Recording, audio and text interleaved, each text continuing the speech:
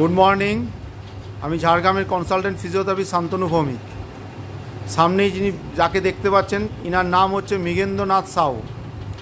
ঝাড়গ্রামেই থাকেন উনি। আমাদের কাছে 10 দিন হলো আসছেন, ফিজিওথেরাপি ট্রিটমেন্ট নিচ্ছেন। উনার যে অসুবিধা ছিল যে একটু হাঁটলেই উনার দুটো পায়ে ব্যথা করতো, তো উনার এমআরআই হয়েছে, ডাক্তার দেখিয়েছেন, নিউরোলজিস্ট দেখিয়েছেন, ওষুধপত্র খাচ্ছিলেন, তা সত্ত্বেও এই ব্যথা উনার কমতে চাইছিল না। যাই হোক, ফিজিওথেরাপিতে আপনার 10 দিন এসে উনি কতটা উপকার পেয়েছেন তা ওনার মুখ থেকে আমরা শুনে নেব। এখন কতটা ভালো আছেন 10 দিন ফিজিওথেরাপি করার পর? 50% ভালো আছে। ওনার 50% কমে গেছে। তাহলে অবশ্যই আপনাদের কাছে এই মেসেজটাই আমি দেওয়ার জন্য এই ভিডিও, যে সবসময় যখনই কোনো ফিজিওথেরাপি ট্রিটমেন্ট নেবেন, কোনো ওয়ার্ক বা কারো কাছ থেকে কাজ শিখেছে এরকম কোনো ব্যক্তির কাছ থেকে নয়, সবসময় কোয়ালিফাইড ফিজিওথেরাপিস্টের কাছে অবশ্যই শরণাপন্ন হবেন এবং তাদের ট্রিটমেন্ট নেবেন।